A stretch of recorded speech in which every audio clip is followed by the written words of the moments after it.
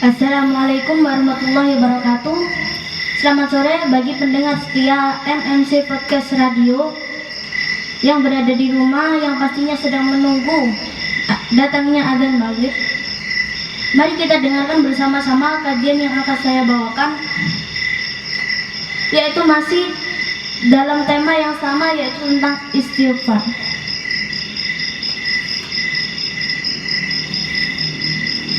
Di sini Nabi bersabda tentang keutamaan-keutamaannya istighfar dan balasan bagi orang yang selalu beristighfar. Bismillahirrahmanirrahim. Rabbi shrah li sadri wa yassir li amri wahlul 'uqdatam min lisani yafqahu qawli. Amin. Qala sallallahu alaihi wasallam, man istaghfara ba'da dunubi ghafarallahu lahu fa huwa laha kafarah. Barang siapa yang beristighfar setelah melakukan perbuatan dosa, maka Allah akan mengampuninya, akan menghapus semua dosa-dosanya. Jadi kita setelah ingat bahwa yang kita lakukan tadi adalah perbuatan maksiat, itu langsunglah beristighfar. Langsung, gak usah minta nunggu sholat gitu. Gak usah. Kalau memang kalian sudah ingat bahwa pernah melakukan maksiat, melakukan dosa, maka langsung istighfarlah. Karena insya Allah akan langsung mengampuni dosanya.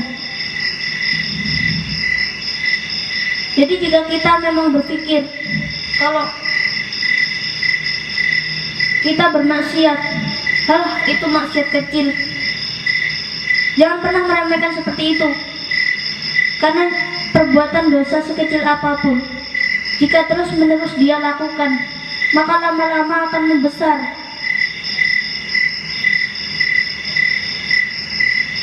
Dan untuk dosa besar itu sangat sulit untuk memohon ampun kepada Allah, jika memang dia tidak benar-benar bertaubat kepada Allah dengan taubatan nasuha. Maka sebelum kalian luput dari dosa-dosa kalian, maka beristighfarlah dulu. Kan kita tidak tahu kapan kita mati, kapan kita sepanjang umur. Kita tidak tahu. Entah kita juga tidak tahu nanti kita bisa buka atau mungkin umur kita sudah gak banyak lagi. Itu kita tidak tahu. Wallahu a'lam. Hanya Allah yang mengetahuinya. Maka jika kalian ingat bahwa kalian pernah melakukan perbuatan maksiat, perbuatan dosa, maka langsung istighfarlah kepada Allah sebelum kamu lupa, sebelum dosa-dosamu itu kamu bawa mati.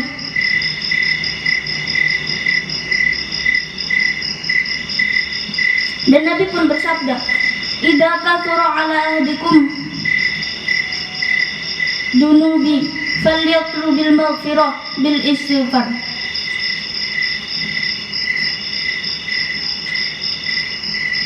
Jika kalian atau salah satu dari kalian itu melakukan dosa,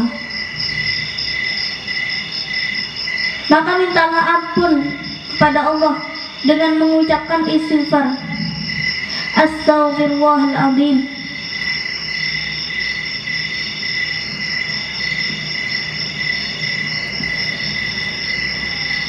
Idza kathura dunuba ahadikum falyastaghfirlah. Jika kalian memang berdosa, melakukan maksiat, jika kalian sadar yang kalian lakukan itu adalah perbuatan maksiat, maka minta ampunlah kepada Allah. Jangan sampai ada rasa malu di hati kita untuk meminta ampun kepada Allah. Sadar bahwa kita ini adalah manusia yang hina, yang hanya diciptakan dari tanah. Kita butuh kepada Allah. Allah Tuhan kita Allah memberikan segala sesuatu yang kita butuhkan. Maka janganlah segan untuk meminta ampunan kepada Allah atas dosa-dosa yang kalian lakukan.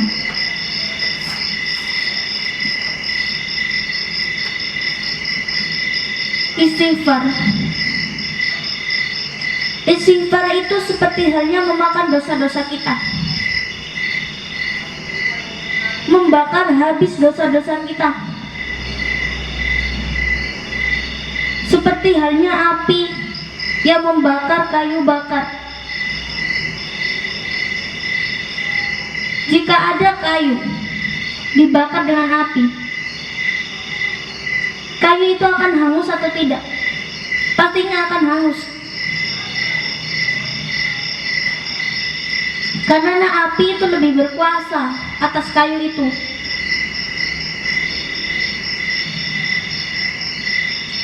Dan istighfar itu juga berkuasa atas dosa-dosa kita. Jika kita memang mau mengucapkan istighfar, maka dosa itu akan habis. Jika kita tidak mau, maka dosa itu akan terus-menerus menumpuk sampai lama-lama menjadi bukit, ataupun sebanyak butir-butir air yang berada di laut. Itu sangat banyak. Jadi jangan sampai kalian malu atau segan untuk meminta ampunan kepada Allah.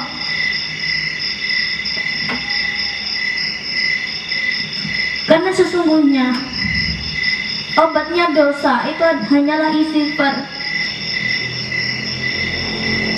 Dan tidak ada satupun yang bisa mengobati penyakit hati, perbuatan dosa, maksiat yang kita lakukan selama ini, kecuali istighfar, memohon ampun kepada Allah, bertakwa kepada Allah, beriman kepadanya.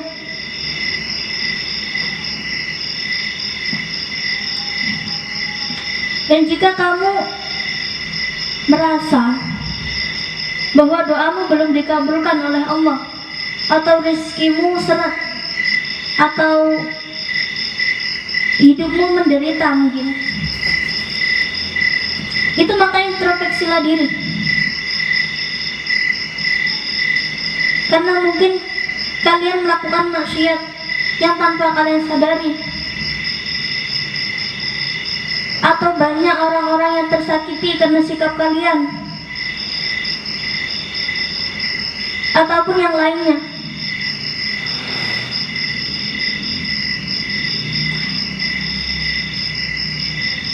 Hanyalah istighfar yang mampu mengobatinya. Hanyalah istighfar, seperti yang disabdakan Nabi, kasratul istighfar tajlubur rizki, tajlubur rizqo. Memperbanyak bacaan istighfar itu menarik rezeki. Jika kamu memperbanyak bacaan istighfar, maka sama halnya kamu memperbanyak rezekimu, rezeki yang diberikan Allah kepadamu. Rezeki yang diberikan Allah bukan hanya uang, bukan hanya harta kekayaan, tapi juga nikmat, keluarga yang sempurna, hati yang tentram. Bisa jadi itu yang diberikan Allah. Jadi jangan sampai kamu menyalahkan semua yang ada di sekitarmu hanya karena hidupmu yang sengsara. Introspeksi diri. Mungkin hidupmu menderita karena dosa-dosa yang kamu lakukan sendiri.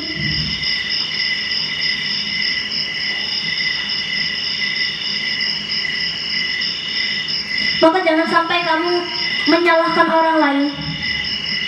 Jika memang itu berasal dari diri kamu sendiri.